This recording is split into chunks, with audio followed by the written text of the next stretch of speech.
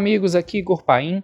Esse vídeo foi reservado para nós pensarmos como deve ser a estruturação de uma videoaula, tá certo? Em termos de aspectos metodológicos e também aspectos tecnológicos. Eu não vou me aprofundar demais em termos de tipo de microfone, câmera, etc. Mas vou apenas fazer uma lista, uma espécie de checklist, e depois em outros momentos a gente pode aprofundar. Mas nesse primeiro momento é fazer mais ou menos um brainstorming, um checklist do que é que realmente devemos pensar na hora de uma videoaula. Um dos primeiros aspectos se refere à qualidade da produção. Todo vídeo ele tem uma pré-produção, produção e uma pós-produção. Tá? A pré-produção está ligada ao planejamento, escolha de materiais, cenários, né, fazer uma roteirização, etc. A produção é propriamente a filmagem, né? E a pós-produção seria os aspectos relacionados à edição, cortes, remoção de ruídos, né, enquadramentos, enfim, que você pode ainda modificar dentro, claro, de limites e possibilidades. Nem tudo dá para fazer na pós-produção. Mas vamos considerar professores que precisam produzir videoaulas para um FIC, por exemplo, um curso de formação inicial continuada, e eles não têm todos esses recursos. Então, assim, o que é o mínimo que a gente precisa? Para o áudio, por exemplo, o ideal seria um microfone de lapela, tá? Mas veja, eu até estou sem o meu aqui, o meu quebrou, eu tenho 3 microfones, 2 estão com equipes de bolsistas meus, mas o meu aqui de casa quebrou, então vou ter que buscar um, mas eu estou quebrando o galho e está funcionando bem, essas várias videoaulas, usando o próprio microfone do celular. É claro que depois eu ainda levo isso para um programa, o Movavi, né, que permite um processo de remoção de ruídos, né, remoção de batidas, etc. Então existe ainda um tratamento, mas você pode ter uma gravação razoável se você prestar atenção, tomar os devidos cuidados quanto ao maior silêncio, o maior isolamento acústico que você puder conseguir na hora de produzir. Eu sei que não é fácil, né, tem criança, tem animais, tem conversa e tudo, mas é um aspecto que, se você puder tentar investir, vai ser muito importante, porque a questão da qualidade do áudio acaba, às vezes, afastando as pessoas de assistirem um vídeo até o final. Então, se não tem um microfone de lapela, use esse microfone aqui, tá certo? Existem alguns programas, tá, como o OBS, né, que são programas livres de produção, de edição, e aí eles podem ajudar um pouquinho no tratamento, principalmente da pós-produção, tá certo? Não são os melhores programas, esse OBS eu recomendo porque ele é livre, mas já vai te ajudar em muita coisa. Então, depois dá uma olhada, procura saber mais sobre esse programa. Quanto à qualidade do vídeo, a gente tem que ver, tem aspecto da câmera, tem aspecto da iluminação, tem aspecto do cenário. Você não precisa ter um cenário perfeito, eu também não tenho um cenário perfeito. Eu tenho aqui minha biblioteca, né, eu tento botar um enquadramento em que ela fica melhor ajustada. Poderia até, né, colocar uma tela chroma key para depois remover o fundo. Isso se eu quiser um detalhamento maior. Mas vamos pensar numa coisa mais caseira. Escolha o melhor ângulo, um cenário mais limpo, ou então que remeta à sua identidade visual que você quer transmitir. Livros para professores é uma ótima pedida, claro, está ligado ao conhecimento, saber, enfim, erudição. Então é um bom cenário para você, né, porque estou falando principalmente com professores. E você tem que tentar cuidar da questão da iluminação também. Se você não tiver os refletores, que é o ideal, e rebatedores, tente deixar o mais iluminado possível. A luz do dia sempre é a melhor luz possível, tá? Mas se você não puder filmar com a luz natural, então tente deixar um ambiente mais iluminado possível, tá? Com uma disposição, tentar evitar as sombras. Por exemplo, essa minha filmagem não está perfeita porque eu estou sem os meus refletores. Também estão com uma equipe de alunos meus que trabalham com isso.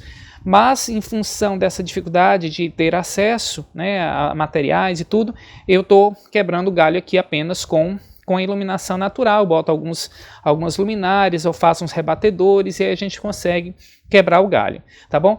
Se você não quiser usar a sua webcam, né, a câmera do seu computador, que realmente elas normalmente não são boas, você pode usar a câmera do seu celular, conectada ao computador, caso você queira interagir, por exemplo, naquelas filmagens do PowerPoint, né, usar a câmera do celular em vez do webcam.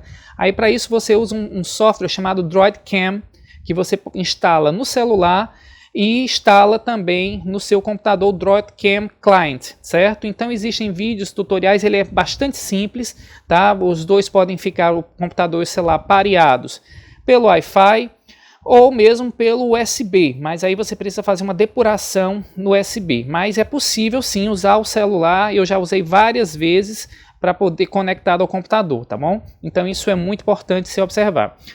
Um dos aspectos também fundamentais é a qualidade do roteiro. Toda boa aula tem um bom planejamento. Então, assim, claro que todos nós somos professores experimentados, né? Muitos anos de carreira e tudo, já sabemos o nosso conteúdo, indo e voltando, já temos uma programação mental sobre ele.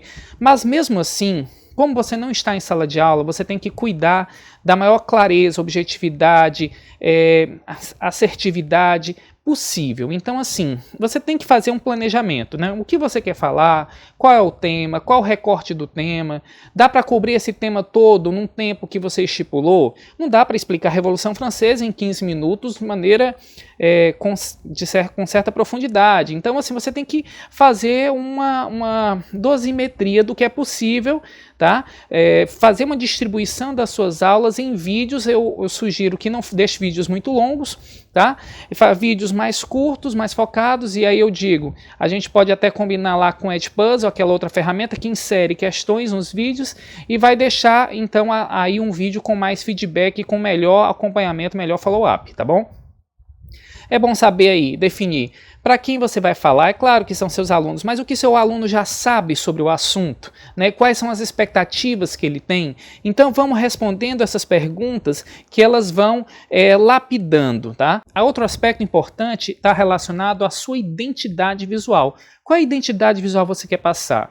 Né? E eu não estou falando apenas a aparência, esse visual é qual a mensagem, a simbologia que está por trás da sua aparência. Então, assim, a sua postura, você quer transmitir um ar mais intelectual, de um pesquisador, uma pessoa que tem know-how no assunto, então você tem que tentar construir, treinar até, né, durante a sua produção de vídeos, a melhor postura, a melhor entonação. Não é interessante você ficar mudando seu estilo radicalmente, querendo ser simpático demais, ou então mais sério do que você é. Você tem que tentar ser o mais natural possível, né, porque as pessoas lhe conhecem, seus alunos lhe conhecem, e outras pessoas também vão lhe conhecer, e é muito estranho você ser alguém nas câmeras e ser outro fora das câmeras. Então tente apenas ser você mesmo, tá? Com o mais naturalidade possível e sempre pensando no que você quer passar como mensagem às pessoas, né? O seu melhor, tá? Ser você no seu melhor, tá bom? Outra coisa, quando você for montar a sua aula, pense nas 3 partes que uma aula tem que ter: introdução, desenvolvimento, conclusão. Na parte da introdução você vai ter que contextualizar, problematizar, interdisciplinarizar o assunto, né? O tema, deixar ele mais enriquecido, partir de um caso concreto para depois ir para o abstrato.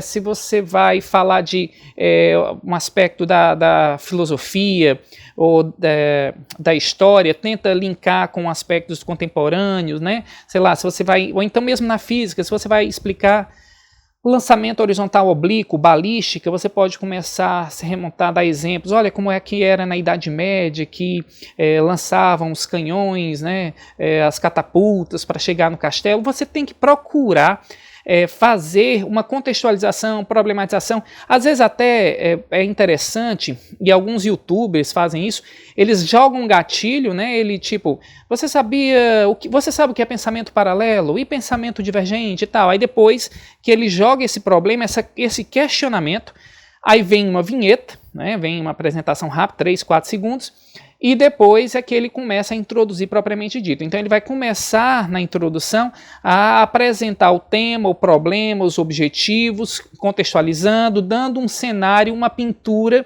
mental para a pessoa se sentir bem, se sentir curiosa, convidada a continuar naquela aula. Beleza. O aspecto segundo é o desenvolvimento, é onde você vai aprofundar o tema, vai destrinchá-lo, vai decompô-lo, vai apresentá-lo da forma mais adequada possível, sempre pensando aí nos aspectos, quais são os objetivos que você quer atingir, né? Então o desenvolvimento é o momento da aula em que o conteúdo ganhe envergadura, tá certo? Você pode jogar questionamentos, você pode usar um pouco de pensamento divergente, né? Encontrar soluções diferentes para o mesmo problema, usar um pouco da criatividade, que é o pensamento rebelde, a rebeldia de pensamento, fazer questionamentos, contrapontos. É no desenvolvimento que a gente propriamente constrói a maior parte do conhecimento, né, em conjunto com os alunos.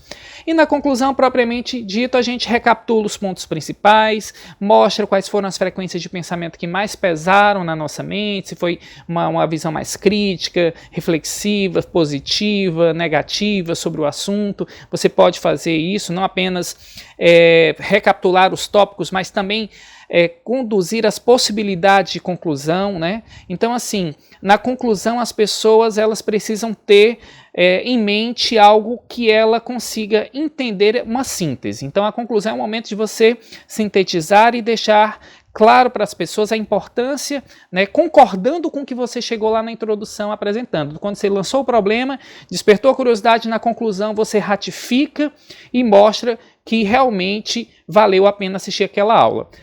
É interessante também analisarmos outras rubricas em relação à qualidade de uma aula. Por exemplo, o quanto, e aí eu já falei um pouco, mas só retomando, o quanto de criatividade sua aula tem, né? O quanto ela se diferencia, o quanto de disrupção, de abordagens mais particulares, mais autênticas, originais, você consegue imprimir. Seu jeito pessoal, seu carisma também lhes fazem parte dessa composição da criatividade, tá bom?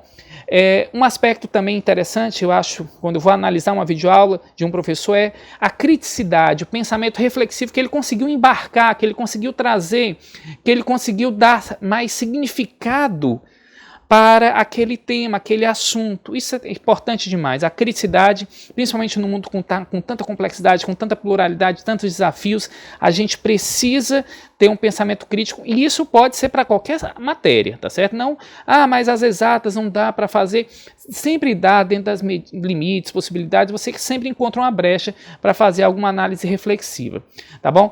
É claro que um aspecto também que influencia demais na qualidade de uma aula é o seu domínio técnico, mas isso eu não tenho muita preocupação, porque eu sei que os professores que já são experimentados, eles já conhecem do conteúdo, têm esse domínio. Mas, olha, deixa claro o seu domínio técnico também pela qualidade da sua exemplificação, pela qualidade da sua clareza. Por isso que o seu domínio técnico ele pode às vezes não parecer tão bem, né, ou despontar tanto, se você não tiver clareza, objetividade, se você não tiver uma boa comunicabilidade. Porque isso é muito importante, se fazer claro, né? A linguagem clara, objetiva, compatível à sua audiência, compatível ao seu público. Se não for, as pessoas podem até levar a ter uma conclusão equivocada de que a pessoa não sabe do assunto simplesmente porque ele não se expressou bem, tá bom?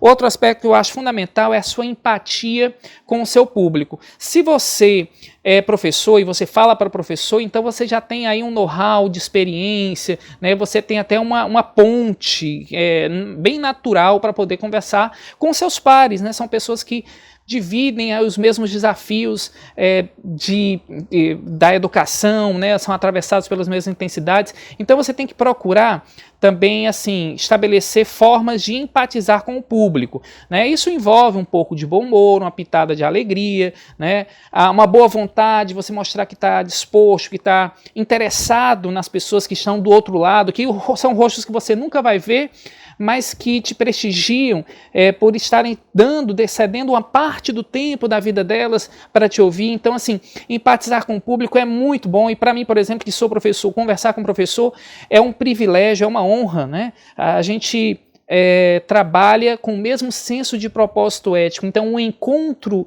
das vontades, o encontro das intenções, das competências, né, multiplica a nossa capacidade, os nossos talentos.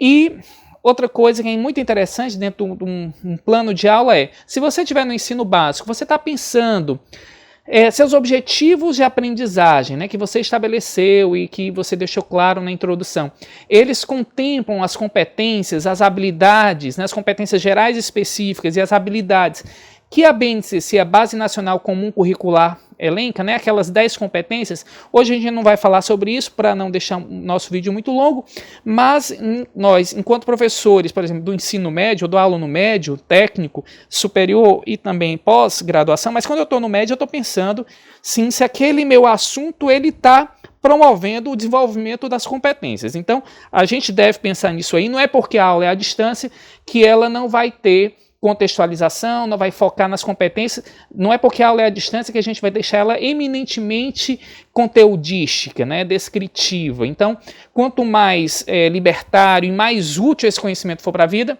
melhor. Então, eu agradeço a atenção de vocês, vou ficando por aqui e a gente se encontra no próximo vídeo.